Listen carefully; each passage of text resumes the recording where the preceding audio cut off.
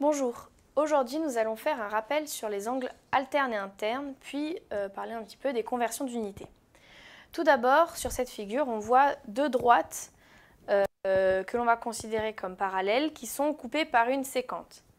Donc, si nous sommes dans ce cas-là, alors les angles formés alpha et bêta vont être alternes-internes de même mesure.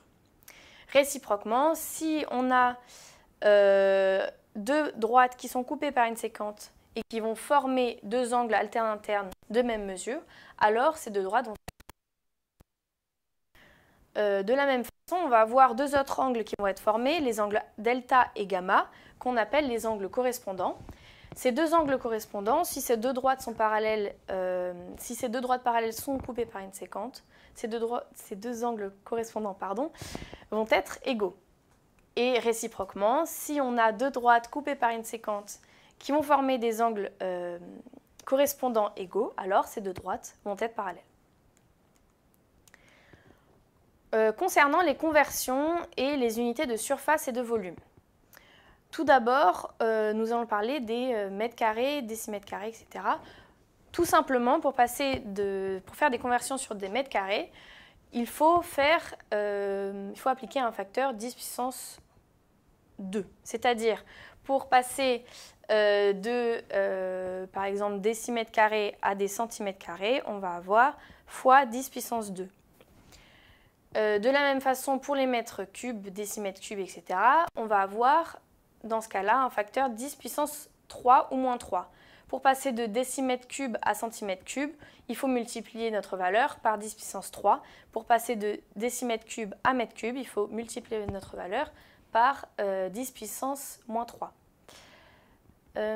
Ou alors utiliser le tableau comme qui est dessiné ici, placer notre valeur et rajouter des zéros ou modifier la position de la virgule en fonction de l'emplacement de la conversion qu'on veut réaliser. Ce qu'il faut retenir, c'est qu'un décimètre cube, c'est 1 litre, donc ce qui est écrit en rouge ici. Et maintenant, on va parler de deux petits exemples de conversion. Premièrement, pour convertir une surface de 134 mm² en unité du système international, donc c'est-à-dire en mètres carrés, on va faire comme ce dont on a parlé tout à l'heure. On va multiplier déjà, on va passer de millimètres en mètres. C'est-à-dire on reste dans la parenthèse et on va multiplier par 10 puissance moins 3 pour avoir des mètres. Sauf qu'il ne faut pas oublier la puissance 2 appliquée au mètre. Donc faire 10 puissance moins 3 puissance moins 2, donc 10 puissance moins 6. Ça nous fait 134 fois 10 puissance moins 6 mètres carrés. Donc en unité du système international, 1,34 fois 10 puissance moins 4 mètres carrés. Pour maintenant convertir une vitesse angulaire de 5 tours par minute en radians par seconde, on va utiliser le fait qu'un tour, ce soit 360 degrés et que 360 degrés, c'est 2 pi radians. Et aussi que 1 minute, ça correspond à 60 secondes.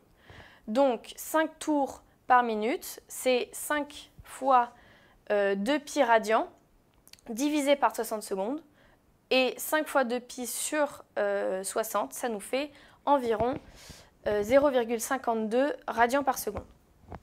Attention maintenant à ne pas se tromper sur les unités qu'on dit unités inverses, c'est-à-dire les unités comme mol par litre, mol par gramme, etc. Pour cela, il faut bien faire attention à la division qui est comprise dans les unités.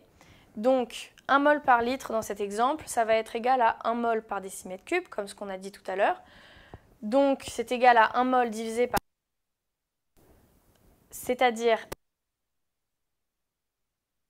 cube. Et donc, 1 divisé par 10 puissance moins 3, l'inverse c'est 10 puissance 3. Donc, on se retrouve avec 10 puissance 3 mol par mètre cube et non pas 10 puissance moins 3 mol par mètre cube. Ensuite, ce qu'il faut bien retenir, c'est les multiples et sous-multiples. Il y en a qu'on utilise vraiment beaucoup en biophysique, notamment de 10 puissance 9 à 10 puissance moins 12. Mais après, il faut aussi retenir les autres. Voilà, bien retenir les multiples et sous-multiples et leurs noms, parce que les énoncés qu'on va vous proposer, des noms d'unités, des gigabecquerels, etc. Il faut savoir que c'est etc. Voilà. Merci.